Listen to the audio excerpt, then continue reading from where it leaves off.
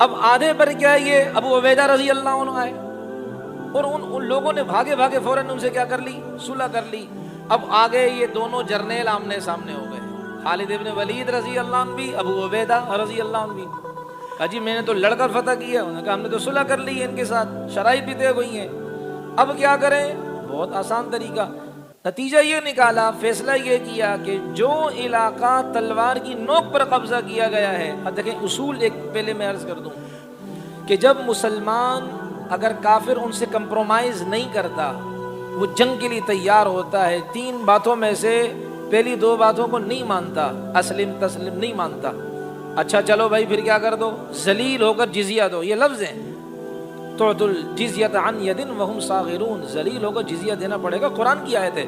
اگر یہ بھی نہیں ہے، اس کا مفہوم ہے قرآن کی آیت کا، تو پھر لڑو۔ تو یہ عمر رضی اللہ عنہ لڑنے کے لیے آئے تھے، صلح کوئی نہیں ہوئی تھی۔ اصول جنگ کا یہ ہے کہ وہ جنگ لڑنے کے بعد اگر کافر سرنڈر کر دیں، اپنے ہتھیار پھینک دیں، تو اس ٹکڑے کو، جتنے ٹکڑے کو مسلمانوں نے اپنے قبضے میں لیا، مسلمان اس ٹکڑے کے ساتھ کچھ بھی کر سکتے ہیں، اپنے تصرف میں لا کر کچھ بھی کر سکتے ہیں مسلمان۔ لیکن وہ ٹکڑا جو صلح کے ساتھ مسلمانوں کو دیا گیا خود کافروں نے کہ بھئی یہ لے لیں، لیکن آپ سے اتنی شرطوں پر ہم آپ سے صلح کرتے ہیں، تو اس ٹکڑے میں ان شرائط کا لحاظ کیا جائے گا۔ اب یہاں انہوں نے کیا ہے؟ صلح کر لی۔ تو صلح میں یہ کہ بھئی ہمارا جو بڑا کلیسا ہے یوحنا، بڑا جو کلیسا ہے، اس کو کیا ہے؟ مسلمان اپنی مرضی سے اس کو کچھ بھی نہیں کریں گے۔ صلح میں یہ تھے، وہ کہا جی ٹھیک ہے۔ اب وہ جو یوحنا کلیسا ہے، آدھا اس کا حصہ اس علاقے میں پڑ رہا تھا کہ جس کو حضرت خالد نے وہ کہ تلوار کی نوک پر حاصل کیا، آدھا حصہ اس کا اس علاقے میں پڑ رہا تھا کہ جو صلح کے ذریعے سے مسلمانوں کو وہ علاقہ دے دیا گیا تھا۔ تو اب طے یہ ہوا کہ جتنا علاقہ خالد نے لیا ہے، وہ اس کو ہم یہ کہیں گے کہ وہ مسلمان اس میں اپنی مرضی سے جو کچھ کلیسوں کو گرائے، جو کچھ بھی کرے، اور وہ علاقہ جسے مسلمانوں نے صلح کے طور پر لیا تو صلح کی شرائط کے مطابق عمل کیا جائے گا۔ تو یوں اب آدھے کلیسے سے مسلمانوں نے مسجد بنائی، آدھا کلیسا نہیں گرایا، کیوں؟ اس لیے کہ صلح ہوئی ہے، اور مسلمان المسلمون علی شروطہم، رسول اللہ کی حدیث کا مفہوم ہے۔ آپ علیہ السلام نے فرمایا مسلمان اپنی شرطوں پر پابندی سے کام کریں، مسلمان اپنی شرطوں کے مطابق جو شرطیں طے ہوئی ہیں ان کے مطابق کیا کریں گے؟ کام کریں گے، عمل پیرا ہوں گے۔ تو اس لیے اب وہ جو پورا چرچ تھا اس کو آدھا کیا، آدھے کی مسجد بنا دی، آدھا کلیسا یوحنا کے نام سے مشہور ہے۔ بات آئی گئی ہوگی تقریباً 100 یا 200 سال کے بعد، تقریباً ایسی بات آتی ہے کہ اس میں جو ہے نا وہ اب معاملہ یہ ہوا کہ وہ ظاہر بات ہے اموی خاندان والوں نے اس چرچ کو، بلکہ 100 سے 200 سے نہیں، 100 سے بھی کم، اس چرچ کو کیا ہے؟ مسجد میں، چونکہ وہ مسجد اتنی بھر گئی تھی نمازیوں سے کہ جگہ کم پڑ رہی تھی، نمازی زیادہ تھے۔ اب عام مجمع نے یہ کہا کہ بھئی کیا خیال ہے کہ تو چرچ میں تو لوگ ہفتے میں آتے ہیں، مسجدوں میں تو 5 دفعہ آتے ہیں، کیا خیال ہے کہ یہ باقی جو چرچ ہے اب تو مسلمانوں کے قبضے میں آ گیا، اس چرچ کو بھی کیا کریں؟ مسلمان اپنے اختیار سے کیا کریں؟ مسجد میں تبدیل کر دیں۔ اب مسلمان جو حاکم تھا ولید بن عبد الملک، جو اس زمانے کا تھا، اس کے بارے میں تاریخی 2 بات آتی ہے، میں ایک ہی کو لے کر آگے چلوں گا، کہ اس نے ان سے گزارش کی، چرچ والوں سے، عیسائیوں سے، چرچ کی کمیٹی سے، کہ بھئی ہم آپ سے درخواست کرتے ہیں باقی جو چرچ ہے یہ بھی ہمیں دے دیں، ہم اس سے مسجد بنا لیتے ہیں، اور ہمارے قبضے میں جو علاقے ہیں آپ مرضی کے جتنے 4 چرچ اس کے بدلے میں ہم آپ کو بنا کر دیتے ہیں، اس کو چھوڑ دو، اس لیے کہ ہمیں ضرورت ہے مسجد کے لیے، ہے چیز آپ کی، آپ دے دیں۔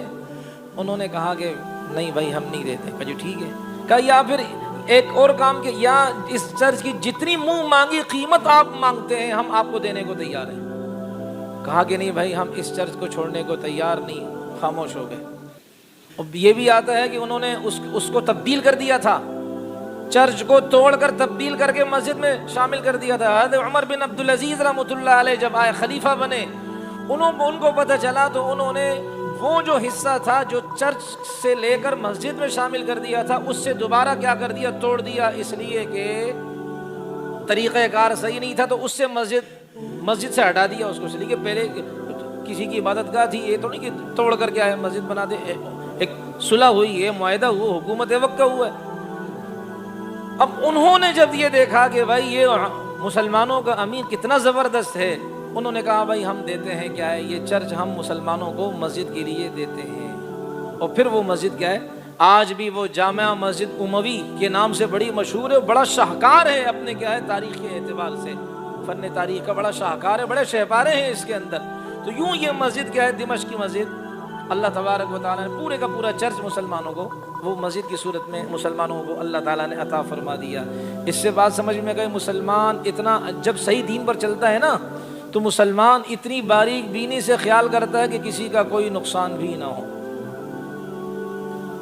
اب دیکھ لیں ہمارے انڈیا والے جو ہیں، وہ ایک بل آیا ہے ان نے کیا کہ بھائی ہندوؤں کے علاوہ 1971 تک کا جو کیا کسی کے پاس اگر کاغذات ہیں تو وہ کیا ان کی زمینیں تو کیا ہوں گی، الاٹ ہوں گی ان کو، وہ یہاں کے شہری کہلائیں گے.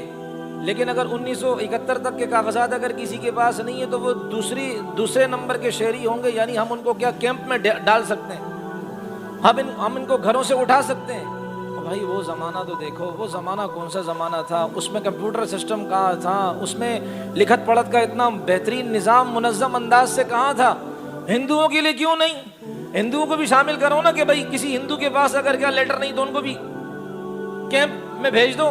یہ صرف کیا ہے مسلمانوں کو ستانے کے لیے کہ بھائی ہندو اس سے خارج ہیں، مستثنا ہیں، بری ہیں، ہندوؤں کے لیے قانون نہیں ہے، یہ اوروں کے لیے. تو اوروں میں زیادہ تعداد، اقلیت والوں میں وہاں زیادہ تعداد مسلمانوں کی ہے. اصل میں مسلمانوں کو تنگ کرنے کی سازش ہے. اور ہمارے مسلمان دیکھو کہ بھئی جو صلح ہوئی ہوگی، بھئی بس وہاں کے سٹیزن ہیں، وہاں کے رہائشی ہیں، یہ تو پھرا کیا ہوتا ہے بھائی، یہ تو ایک بس ویسی کارروائی کے لیے. تو اب اس زمانے کے کس نے سنبھالے ہوں گے، 1971 سے لے کر آج 2022 سے وہ کس نے سنبھالے ہوں گے بھائی. اس لیے خام خواہ مسلمانوں کو الجھانا، تنگ کرنا، زد و کوب کرنا، پریشر دینا، ذہنی ٹارچر کرنا، یہ معاملہ ہے. ہم اور خوش ہوں اور بچوں کی شادیاں جو ہے نا ہندوؤں کی آوازیں نکالیں، اس میں رسم و رواج کریں، نیوتا، ہاں یہ تیل مہندی رسم و رواج، مذہبی لبادے میں اوڑھ کر بھی بھیڑیے بن رہے ہیں. ہم معذرت چاہتا ہوں، ہمارے لیے آج سب سے بڑی رکاوٹ کون ہے؟ جو ہمارے وہ ساتھی جنہوں نے وقت لگایا ہوا ہے، وہ ایسی رسومات میں گھستے ہیں اور پھر ساتھی ہم سے مسئلہ پوچھتے ہیں، ہم بتاتے ہیں، کہتے ہیں کہ وہ فلاں بھی تو تھے ادھر. وہ دین کا ٹھیکیدار نہیں ہے بھائی. دین اس کے، معذرت چاہتا ہوں آج کچھ سخت، اس کے باپ کا نہیں ہے. دین محمد الرسول اللہ کا اور اللہ کا ہے. ہم اس حلیے کو دیکھ کر کیا نبی علیہ السلام کی دین کی شناخت نہیں مٹانے دیں گے. ایسے ہولیہ والے کروڑوں آئے، ایسا کرے کہ جوتوں کی نوک پر رکھیں گے ہم ان کو. رسول پاک علیہ السلام کا دین مذاق ہے کچھ بھائی؟ تو گلا ہم سب سے پہلے میں آج کل آپ نے دیکھا ہوگا اکثر بیانوں میں اس لیے کرتے کہ انہوں نے اس کو کہیں نا کہ انہوں نے پیٹھ میں خنجر مارنے کی کوشش کی ظالموں نے. ہم منبر پر مسئلہ شریعت کا بتاتے ہیں، یہ الٹا کام کرتے ہیں. عام مجمع کو بیچارے کو پتہ کچھ نہیں ہوتا، عام مجمع بیچارہ واقف نہیں ہوتا. وہ ہر دینی لبادے والے کو مولوی، مفتی، عالم سمجھ کر، شیخ الحدیث، علامہ ترامہ سمجھ کر دین کا نقشہ جس طرح وہ پیش کرتا ہے یہ اسی کو سمجھتے ہیں. میرے محترم، دو باتوں میں تضاد آتا ہے، ہم کہاں سر مارے ہیں؟ ہمیں تو خدا کی قسم سمجھ ہی کچھ نہیں آ رہا.